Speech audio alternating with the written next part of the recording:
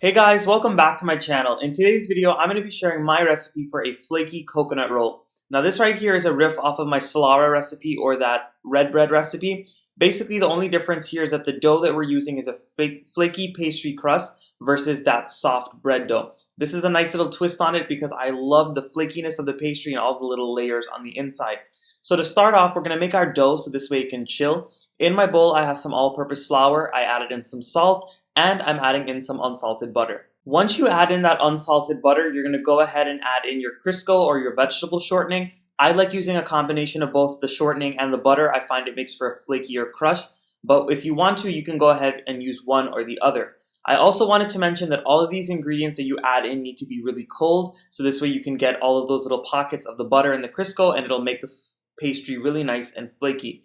So I have a recipe on my channel for this same pastry crust. And if you want an in-depth review on how to make it, feel free to check out that video and you'll get all of the in-depth steps on how to make it. This is just me showing you guys the recipe again. So once you add in the Crisco, the salt, as well as that unsalted butter, you're going to go in with a pastry cutter, or you could use a fork, or you could even use a food processor, and you're going to cut that butter and the Crisco into the flour and basically get it into a fine, crummy texture. So all I'm going to do now is using a fork to mix because, again, I do not want to add added heat into this to melt that butter or Crisco. I'm adding in some ice cold water. What I recommend you do is pour some water into a measuring cup with some ice, so this way it can stay as cold as possible. You're going to keep adding water in until this dough comes together into a nice firm but at the same time soft dough. If you make this pastry too firm, it's going to crack too much as you roll it out. And if you make it too soft, then the end product is not going to have the right texture and the right flakiness. So you just want to keep adding very little at a time, so this way you can get a feel for it, and then I'll show you what to do next. So I finished adding water into my mixture and it looks like everything is ready to come together. You're going to see that you have a very shaggy looking dough, and basically what that means is it's soft enough but it's not together yet. So all you want to do is very quickly, you want to go in with your hands and just squeeze it together. Remember, you're not kneading it because if you knead it and touch it too much with your hands, it's going to become warm and all the butter and Crisco are going to melt. So once you get that dough together with your hands, you're going to go ahead and put the ball of dough on a piece of cling film or plastic wrap. Basically what you're going to do is you're going to wrap it up and you're going to leave it chilling in your fridge until you are ready to use it. So basically what that means is we're going to make the coconut mixture for the inside. We're going to allow the coconut mixture to cool, and by that time we can go ahead and pull the dough out of the fridge and then we can use it. The reason why I don't want to leave it out is because the butter and the Crisco can start to melt, and that's going to take away from the flakiness again. So once that dough is in the fridge and it's chilling, it's time to make the filling. So in my pan here I have some finely shredded coconut that I've hand grated myself. And what I always like to do, this is a tip that I give everyone, is buy a lot of coconuts, grate them or shred them yourself, and put them in a Ziploc baggie, and they'll stay in the freezer for a long time. And anytime you want to make a coconut recipe, you can go ahead and pull it out and use it in that recipe. So that's why you see that I have some big clumps there, just because it's a little frozen, but that's totally fine. All you're going to do is put it in the pan, in a dry pan, and you're going to allow it to parch or roast in the pan for about 10 to 15 minutes, or until the coconut gets a little bit golden and brown around the edges, and that's just going to add a nice nutty flavor to it. It's going to really enhance the coconut flavor and going to make for a better tasting. So my coconut's been parching or roasting in my dry pan for about 10 minutes now, and it got some nice golden brown marks all around the edges. So at this point we're going to add in our spices or our flavoring agents. So into my coconut I am going in with some cardamom, also known as elychee. I'm going in with some ground ginger, and this is the powdered form of the ginger. If you want to choose fresh ginger, feel free to do so. I just find that the fresh ginger makes it a little too potent for the dish. So after the ginger, you're also going to go in with some ground nutmeg. And I will mention that the amount of spices you use depends on your taste and your preferences. I'll leave my measurements down below, but you might want to add more and you might want to add less depending on your taste. And once you've added in all of those spices and you've stirred it up, it's time to go in with all of your sugar. Now also, I will leave my measurement for the sugar down below, but you might want to add more and you might want to add less depending on your taste. This dish is very forgiving with its measurements. Not speaking about the dough, but about the filling, so feel free to adjust it to your likes and your preferences. Once you've added in your sugar and you see that the mixture turns a little bit glossy, that's your indication that the sugar has started to melt. You're going to go in with your food coloring. Now the food coloring component is optional. I just prefer to see that coloring running throughout the actual pastry. So if you don't want to add it, you do not have to. but I like to add a little bit of red food coloring because that's like the traditional thing that I usually see. Now, once that food coloring is well distributed throughout the coconut and you see the sugar start to melt a little bit, it's time to turn off the heat. You do not want to overcook this mixture because if you do, it can become very dry, and if you put it into the pastry, it's just going to fall apart in the end of the cooking process, and that's not what you want. So between me putting this pastry in the fridge and me cooking the coconut mixture and allowing it to cool, it's been only about 20 minutes since this was in the fridge, and that's a perfect amount of time for it to be chilling. So what I'm going to do is I'm going to break this piece of dough in half because I'm going to get 2 coconut rolls out of it. If you wanted to half this recipe, you could, and if you wanted to double it, you could even do that as well. It's very forgiving and very simple to do so. So at this point, I'm going to put this piece of dough on my board, dust it with some flour, and then we're going to start to roll it out. You want to make sure to get a good amount of flour onto the actual pastry because you do not want it sticking to your board. If you have this type of dough stick to your board, it just becomes a big mess because of all the butter and the Crisco on the inside.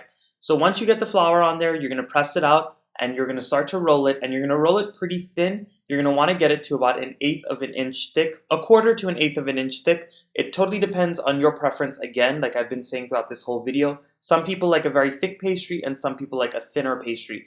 I'm more on the side of a thinner pastry, so I'm going to roll it out pretty thin. So once you get your dough rolled out to your desired thickness, you're going to go ahead and add on half of that coconut mixture. Now, it might seem like a lot of coconut that you're putting on, but trust me when I tell you that when it comes out of the oven, you're going to appreciate that juiciness and that moistness inside of the pastry. If you don't put enough coconut, it's going to be very dry on the inside, and all you're really going to be eating is that pastry dough. So all you're going to do now is you're going to roll it pretty tightly, and you're going to roll it into a big log.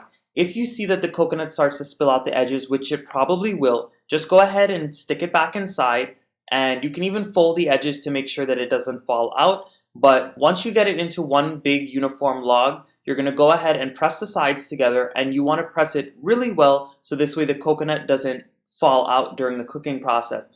Being that it has that sugar in it, that sugar is going to melt a little bit more, and it's going to become liquidy in the oven. So if you don't wrap this well, it's going to fall apart. Now, once you've finished rolling both of your coconut rolls, it's time to go ahead and brush the top with some type of liquid.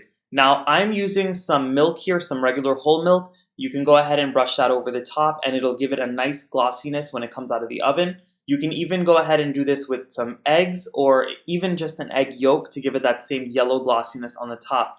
I did it with the milk today just to show anybody who might be vegetarian that you can use the milk instead of the egg, and you'll get that same nice glossiness. Now, once you finish brushing the top of these pastries with the milk or the egg, it's time to go ahead and sprinkle on a good amount of coarse sugar or turbinado sugar. Now, the reason why we do this is to give it a nice little crispiness and a crunch for when it comes out of the oven. If you don't want to do this step, feel free to omit it, but I promise you, you will love it if you do try it. And before we stick them in the oven, after we've brushed the top and sprinkled it with the sugar, we're actually going to score the top of these pastries. The reason why I score it is because I think it makes for an easier time when you go to cut it when it's done cooking. So I'm just taking the back of my knife and I'm taking the not sharp end, because if you use the sharp end, it's obviously going to burst them and it's going to make that coconut filling come out. So you just want to go on gently with the back of the knife, and you want to score it evenly onto the slices that you would score when it's done cooking. So we're going to do that, and then what I'm going to do is I'm going to take a fork, and in between every cut that I make or every indentation that I make, I'm just going to give it one single prick. The reason why I do that is to allow for air to escape, because if you do not allow the air to escape while this is baking, it's actually going to puff up and it might actually just pop or burst in the oven, and that is not what you want. So make sure you vent it a little bit like I'm doing with the fork, and you'll be perfect and good to go. So we're going to stick this in the oven at 350 degrees. I'm going to bake it for about 25 to 30 minutes until it is nice and golden brown all over. Again, the time may vary depending on your oven and the heat in your home. So just watch it in the oven. Once you see it's golden brown, it'll be ready to come out. Alright guys, so my flaky coconut rolls are finished. They are fresh out of the oven and the whole house smells amazing. So what I'm going to do is I'm going to leave this on the baking sheet. I'm going to allow them to cool for about 15 minutes just so they can solidify a little bit on the inside. Sometimes, depending on the type of sugar you use, it's very, very juicy and moist on the inside. So if you were to cut it now, the juices might just fall out if that's what's going on inside. So once they finish cooling and you can handle them a little better, it's time to go ahead and cut them. I just wanted to show you guys that beautiful golden brown color that we got after brushing it with the milk. Again, if you wanted to use egg instead of milk, feel free to do so. And that beautiful crunch we're gonna get from that turbinado sugar that we put on the top is just amazing. So you wanna go on with a very sharp serrated knife and you're gonna cut through the indentations that you made, and it's gonna reveal such a beautiful filling on the inside. And you see those beautiful layers of the pastry in the filling. This is just a beautiful sight, guys, and it tastes even better. And I wanted to mention that by making those indentations, it makes it so much easier to cut. It's like cutting butter. Alright guys, I really hope you enjoyed my recipe for this flaky coconut roll today. This is a little something that I came up with, and I hope you guys enjoyed. This was a really fun video for me to shoot because my family is in love with coconut and I am no exception to that. I love coconut as well, and any chance that I get to make a dessert that involves coconut, I honestly love it. So I hope you guys enjoyed this video once again. Go ahead and give it a nice big thumbs up. Subscribe to my channel if you're not subscribed yet. Go ahead and click that little bell notification or that bell icon and you'll be notified every time I post my newest videos. And of course, keep leaving your beautiful comments down below. I love hearing from each and every one of you. So I'll see you guys again in my next video. Give this recipe a try and let me know how it comes out. Bye everyone.